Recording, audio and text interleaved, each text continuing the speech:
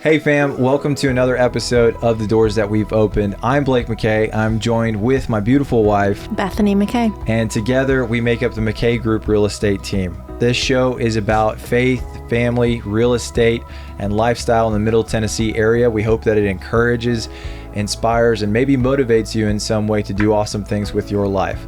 If you want to follow us a little bit closer, we're on Instagram at Nashville Top Realtor. We also have a really cool show out called Nashville Next Door. And if you do a keyword search on your streaming platforms for American Dream TV Network, you can see us there. If you need any help with social media, whatever the case may be, photography, videography, or studio sessions like this one, make sure you check out Clutch Socials and City Limit Studio. Thanks to Mitch and Hope for all of your help. So come along with us on this episode of The Doors We've Opened. In today's episode, we want, like I said before in previous episodes, we want this to have a real estate heavy focus, but we also want you to get to know us and why we do things the way that we do. Maybe receive some encouragement or some entertainment from the fun stuff that happens around us. Today, we're going to be talking a little bit about parenting. Oh boy. And we could go in so many different directions. We could talk about our philosophy when it comes to parenting, what parenting's like when it comes to both parents working, and some of the fun things that we've learned along the way with our kids and stuff like that. But I'll start off with How about wait? Okay. So we didn't name this podcast, first of all. Yeah. So it's kind of like opening the door to parenthood. Yep. So we decided at a very, very unconventional early age that we were going to have kids. Yeah. That's not normal. I got you pregnant. Got me pregnant. At age 20. 20. Yeah. Yeah. I was just a baby. Yeah. We were both college students. And what were we thinking? I remember you told me the news that you were pregnant with our oldest bear while I was on the pool deck getting ready. See, I don't even remember. How sad is that? Oh no, I definitely remember. I was like warming up. I just got done warming up for one of my races, and like Speedo, cap and goggles, soaking wet, the whole thing. And you came up to me on the pool deck and you like showed the little pregnancy test, and you're like, "Oh yeah, I'm pregnant." I did it in public. It was like semi-private. It was like, you know, lots of people around. It was crowded. How sad. And I was just like, oh my gosh, this is amazing. And you're like, don't tell anyone. Mm-hmm. And I remember swimming my next race, and I was like, I'm going to be a dad. Like none of this race stuff matters. Yeah. Anymore. Yeah, anymore. Better buckle up. Yeah. No, we actually lost a child, our first baby. And so I think I do remember being scared, like that something could happen. And so, but yeah, we were just so naive and so like full of life that we're just like, yeah, we're going to do this. This is going to happen. And then we had 4 kids in 5 years. Yep. So I was done having children by the age of 26. Mm-hmm. Yeah, somebody should have told me what Netflix was prior How to do you stop this? Yeah, like... Yeah, and so, I mean, so many times, and it's so sad because when you're in survival mode, because really what it was these 4 tiny humans, all super close in age. It's you basically. I say I blacked out in a lot of ways. Like I'll look back at pictures and I'd be like, oh my gosh, that did happen, or because you're keeping 4 kids alive. That's literally all that you're doing is just keeping them alive, and so you're in complete survival mode. And a lot of times people were like, well, you should have just had twins, and I'm like, well. I didn't, first of all. Secondly, I guess that would be a little bit easier because I'd only be pregnant once. But it's like I have quadruplets because they were all potty training at the same time. They were all pretty much on the same feeding cycles, like First all off, of it. Who says you should have just had twins? Like multiple people said that to me. Like that's a choice? Yeah. Like you can... Right. So just you do it sign me up for a double. Right. And then you should have just had how twins. many times did we get people pass us by just in public, like grocery shopping, and say, like the most common was, "Wow, you've got your hands full," or Yeah. "Wow, that's a lot." Please stop saying that. Please We're help. like, well, if you had $1, like, could you like help me instead of just commenting? Like, we had one kid, our third child. She is feral, completely feral. Like she's mellowed calmed. out quite a bit. If she's listening to this, she has calmed down a ton. But she was just that child, and still kind of is today. Where we're like, where did you come from? Like so much so. Okay, so let's start when they were babies. Okay, it was just a lot. 4 kids right out of the gate, super young. We're different than a lot of people because we're like, well, we're just doing the dang thing. Like, it's going to be hard, but this is our hard that we're choosing, and we're just going to do it. So then when our third, when she started to walk, which was at like 10 months, she was gone. Like, gone. She broke every people-pleasing, not every, I've still had to work on it, but many people-pleasing bones in my body.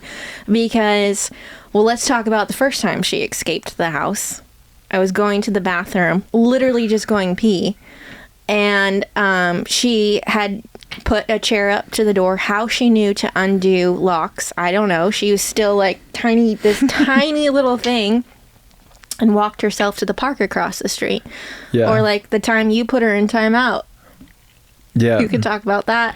Yeah. So she must have been a year and a half, 2 years old. 2. Yeah, she was 2. And she was misbehaving. So I had put her in a room, and I was like, okay. You were cooking dinner. I was breastfeeding our other child. Yeah. And I was like, I need you to stay here for a little bit. And her room has a back door access close to it. Mm-hmm. And I thought for sure, like, I still boggles my mind because I know that deadbolt was in place. She knows how to do deadbolts. And I don't know if it was just an easy one to open or she somehow commanded No, it had 2. Remember, like those, we were in Chicago. It had like a 3-prong, I don't know, it's whatever. It's a mystery to this day. I'm cooking dinner and I got the timer on, and it's time to go check on her. And it was a 10-minute timer, okay, y'all? Yeah. Maybe not even, maybe 5. And I go down to her room and I can't find her. And then all of a sudden there's a police officer at No, the doorbell rings. Doorbell rings, and there's a police officer at our front door with Briley in hand, our daughter in hand. In a diaper. Nothing but a diaper on. Sucking her thumb. Twirling her hair, probably just like curling that. her hair. She had gotten out of the house. We were at a place where we had street parking. Gone down like the block. Gone down half a block. And fortunately... Found your car out of all the cars. Which was also unlocked. So this is just a wild story. There's so many That's how bad things. parents we are. She had gotten in the driver's seat of my car, and we started like imaginary driving my car, because sometimes I had let her sit on my lap, like doing short grocery runs and something like that, and she was just playing and having a ball. Neighbor called it in to the police. There's a child in this car. They acted quick. No parent. That was an incredible response time. It was. Shout out to the Evanston Police Department if you're watching. And they just brought how did they know? The neighbor must have brought. The neighbor said, or they saw somebody that they're like, oh, we think we know where she lives. Or she brought the police officer to her house because she was that smart. Yeah. Yeah. We still don't know. And we were just in shock. I was so grateful to the police officer, because I was like, I don't know what this looks like. I don't know what this looks like. But she was in her room, officer. Like 8 minutes ago. Yeah.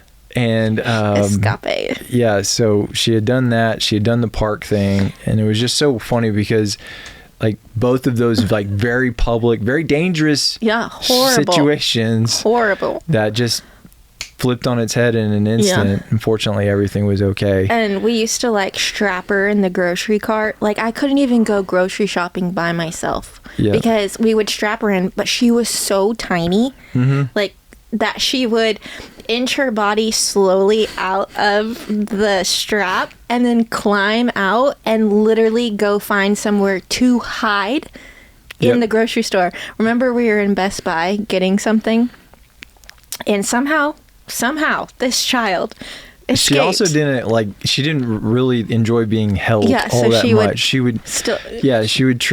She would treat being held on your hip like an escape activity. Yeah, so she was always flailing, turned into always a grappling moving. match where I'm trying to get away. And I think you probably were just like, okay, I'm trying to talk to the person. I'm done. Set her down. And she was gone. Yeah. Gone.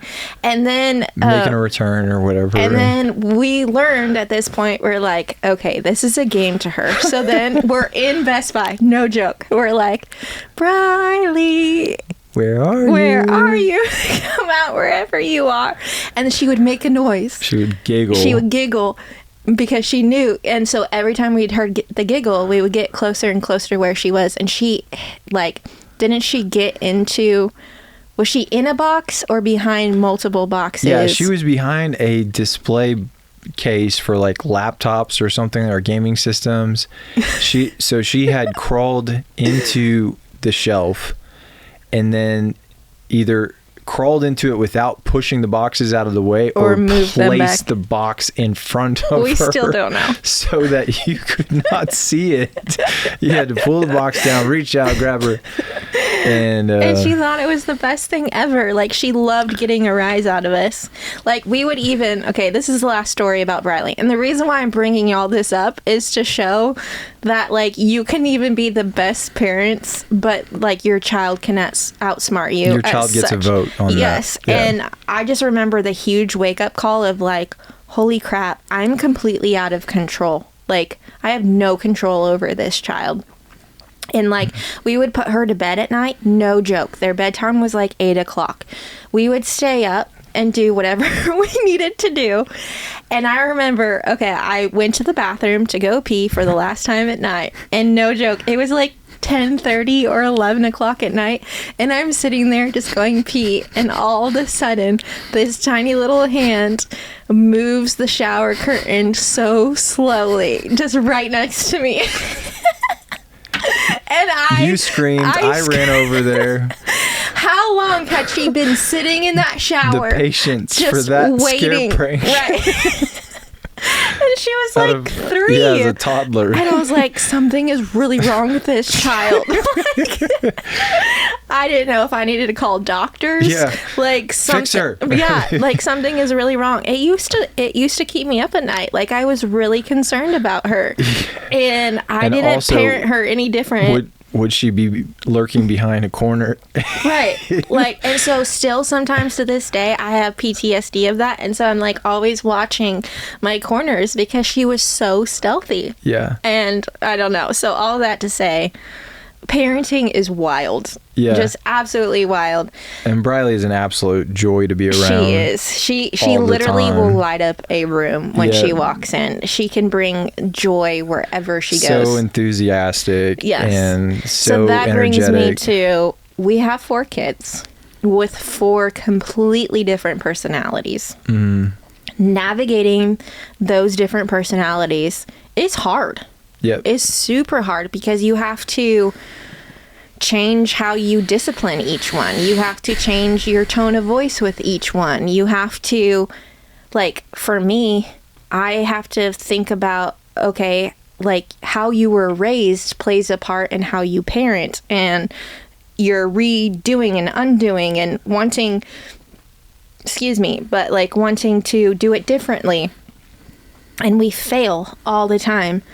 And I saw a meme this morning that actually was so you thought having babies and toddlers was exhausting? Just wait until they're tweens and in their teens, because now you're 3 p.m. to 10 or 11 p.m.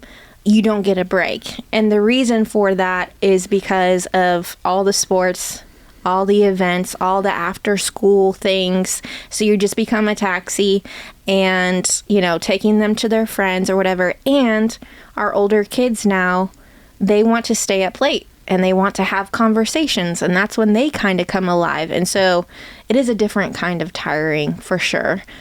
But what are some lessons since I've been talking so much, what are some lessons that you personally have grown in as parenting? Now, we're not done parenting, and we will never be, because they will always be our children, but a couple lessons that I took as well. This podcast started out as me wanting to talk about non-negotiables, things that we always do, and I was having a hard time developing quantifying it, but also developing an outline, because I was like, we are incredibly flexible, and so there's not a whole great list of non-negotiables. Like, we always do this, we always do this, we always do this.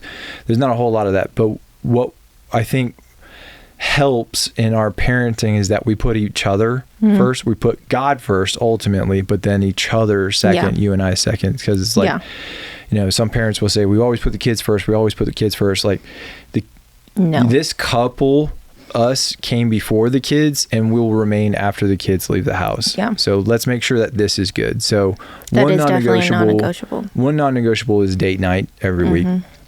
And then another non-negotiable that we've gotten awesome about is a weekend away every quarter. Yep. And we use that to recharge and rest and plan for the future and pray together at a deeper level. So I really like that. When I say how it starts with parenting is it starts with us together, one unit. And then after that, there's been a couple things like growing up. I just remember some parenting stuff where I was like, man, I don't know if I want to do that. Just like raising your voice all the time to get get kids' attention and stuff, and really coming down on them super hard. I think being on the same page. Yeah, being on the same page is huge. Yeah, I actually don't say things like, I don't care who started it, I'm going to end it. Like, have you ever heard someone say something like that, as like parenting wise and stuff? Like, that always rubbed me wrong, because it was like, it not that I'm so concerned about fairness. I just want to get to the root of the issue. Right. Let's talk about that. Yeah. So if one sibling is instigating versus if one is responding, well, I kind of need to talk to the instigator first. Right. I'm going to talk to both of them. Right. Because if one instigates and one like overreacts and responds, then that's an issue too. I talk to the instigator and I'm like, hey, knock it off. Don't do that stuff. It's clearly, or why are you doing this? Yeah, it's clearly bothering your sibling. And then to the person that goes overboard in their response, I'm like, hey, you got to have some grace for this. You got to have some patience and some peace when things aren't going your way or you're being annoyed. Just don't have such a short fuse when it comes to reacting to this stuff. And it's so hard. Yeah. And so like that and working primarily from home gives you plenty of opportunities to do that. Like the amount of times where I've been going from one room to the next, I'll be center stage for a conflict unfolding, or we'll be in the car and something happens in my presence. I'm able to say, whoa, I actually have the full story. Yeah. I was right here. I watched everything just happen. Yeah, that definitely helps. Here's what we're going to do. Yeah. And teaching our kids how to work through conflict. Yeah. Not just... Yeah. Sometimes it's like, okay, we just need to stop and just, whatever. But then a lot of times too, it's like, okay, what happened? Why did it happen? How can we resolve this? What are different actions you can take next time? How do you control your emotions? Yeah. A lot of that. Because we were literally raising up 4 kids. Like Bear, he's going to be 15 next week. He's basically a grown man in a lot of ways. And so now we're at the point with Bear and even Brooke, where we're kind of opening up, somebody taught us, like opening up that funnel, giving them more and more freedom until there's consequences for within those boundaries, right? But it's so scary because I'm like, oh my gosh, he's basically learned everything he can learn from us at this age. Yep. And that's just a wild thought of now, okay, how do you respond to what we've taught you? And which direction are you going to go in? Yep. I think that so just to reiterate that point, one of our pastors told us that good parenting is like a funnel. And so it's an upside down pyramid. So at the very base, you got the youngest years, and this is the most high maintenance. Like you are actually responsible for the life-giving care. You are very much training that natural selfishness out of them. So more discipline and more teachable moments. And you hope that as they get further up in age and further up in responsibility, that this funnel opens up as far as their freedom goes. Right. And if in bad cases, it's a reverse funnel where you let them do whatever they want at the base of it. And then when you realize that the kid's misbehaving and stuff like that, you start restricting. They recognize that you're no longer in control, or you're at least losing control. And so rebellion starts to happen. And at that point, like, your only choice is to let things like government, like police, intervene and stuff like that. And that's always like never the best situation. Hard. And very, very rarely gets a good resolution out of it. So that's kind of our guiding principles. I really like the fact that early on we created a family mission statement. So our mission statement, I wish I had a copy of it in front of us. I didn't come prepared, but I refer back to that and with the kids, the kids regularly. This is not how we McKays do this. Yeah. So on our family mission statement, we have cool things of what we stand for. One of the chief thing is that we exist to be followers of Jesus Christ. So everything that we do looks like what a follower of Jesus Christ does. So this ends up diverting our attention to the scriptures of what Jesus's followers did. So they responded to his teaching. They were kind to the poor. They prayed for miracles to happen, and they preached the gospel. Love is our compass. Love is our compass. So we do everything out of love, and we do love out of the 1 Corinthians 11 way of love, where we say love is patient, love is kind, love does not envy or boast. We talk about the fruits of the Spirit. We talk about the almost every day with the kids. Almost every day. And that's a great teaching point for them as well, because I'm like, when conflict abounds, I just have to enter the room and I'm like, okay, kids, you pretty much memorized the fruits of the Spirit at this point. So where is the peace? Yeah. Right now. Where's the joy? Where's the love? Right. Where's the love? Kindness. There is patience, self-control. I don't see any of the fruits of the Spirit right now. Yeah. So we need to get our hearts right with what the Holy Spirit wants us to do right now. Yep. And more often than not, that's a pretty good moment where even if they haven't fully grasp what I'm saying, they can at least say, stuff's not right now. Like we're being crazy. Yeah. But going back to the mission statement, there's tons of useful stuff in there that says that we develop good habits. And so we get to say, we the McKays develop good habits. Is that a good habit or is that a bad habit? Brushing your teeth and flossing your teeth every day is a good habit. And 2 times a day. Yeah, 2 times a day. It's a good habit. That's one that we fight our kids on. So we develop good habits. This is what we do.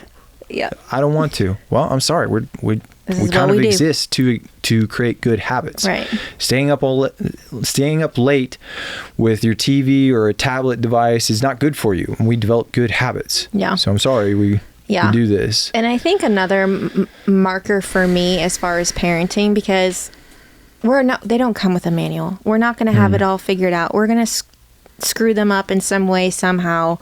They're going to talk about when they're in their 30s, oh, mom and dad, and we're just going to laugh with them, And so one thing that's big for me is apologizing. Like, yeah, mommy didn't get that right. I screwed up. Yep. I am so sorry.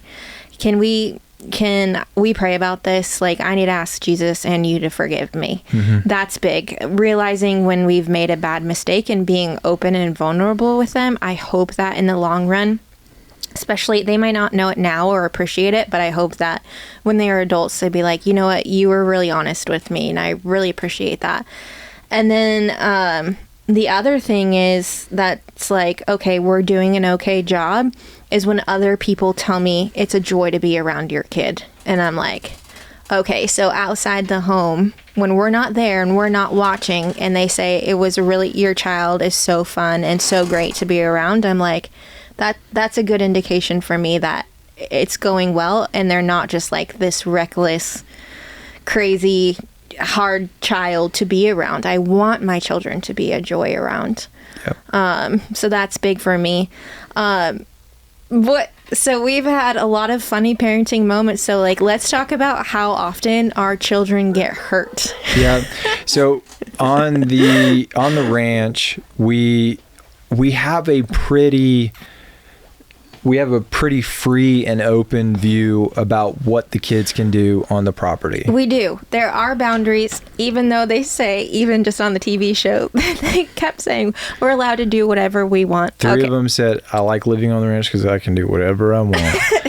There are boundaries, like, objects or tools that we have to be around that they're using, or, whatever. But yes, they live differently. They get to run around barefoot, and we are very much so like, go get bored, go figure it out, go create something, they make messes all the time, and that can be frustrating, but I'm realizing that it's creating memories and it's so good for them, right? And so with that, living on the property there are some consequences to that. Not consequences, but last year and even part of this year was a big year for injuries. And year before last. Yeah. So, probably since the existence of our kids, so Bear, he'll be 15. Is it safe to say, as all of them together, now it's mostly Bear, Brooke, we probably have over 40 broken bones. Oh, yeah. Yeah. Yeah. Easily. Yeah. Right? Yeah. It's a lot. Yeah. So much so that we're like, with Bear, like, bone density, like, is there an issue? There isn't. Our kids are just, we have somehow raised 4 kids that in a lot of ways have no fear. Mm-hmm. Yep. And so. Yeah, and it's funny because some of this stuff I do kind of kick myself for letting them test the boundary. Mm-hmm. So October 23, I was just like, okay, we're doing a full screen fast today. Sometimes I'll call an audible, and I'm like, every one of you, we're not doing TV, computers, tablets, any other kind of devices for the next 24, 48 hours. Right. And we're like, you're going to get outside, you're going to get some sunshine, you're going to move your body, and we're going to enforce that. And sometimes we'll put a condition of like, you can't come in the house. Right. Locking the doors. Yeah. Even though they figure out how to get back in. And so they actually had a really good attitude about it. Yep. Sometimes I get some pushback. And in this case, they're like, cool, we're going to go play hide and seek. And I was like, hide and seek, it's awesome. Hide and seek's great. And I went to go knock out a gym workout, and while they were going to go play, I was like, this is the greatest time. I'm going to do my thing. They're doing their thing. And what could go wrong? What could go wrong?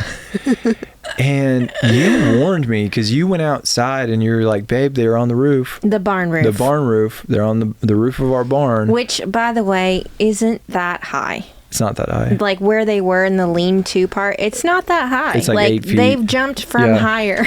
Yeah. It's like an 8 feet into shed run haylofts. roof. Yeah. And so I was like, you know what? This is good. I saw them. This is fine. They're going to be able to take a little risk, and they're going to be adventurous. So I'm going to let it be. Get back to my workout.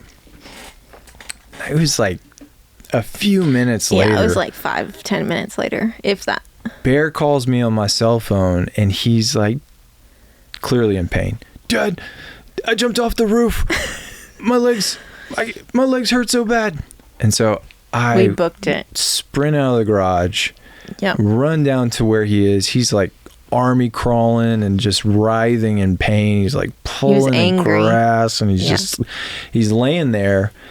And I was just like, And then what do I do when I feel somebody else's pain or something terrible's going on? I laugh. you laugh I or laugh you run. uncontrollably and I run. Or So sometimes I you was run just around in laughing and circles. running in circles. The kids were like, Mom, what are you Be doing? serious.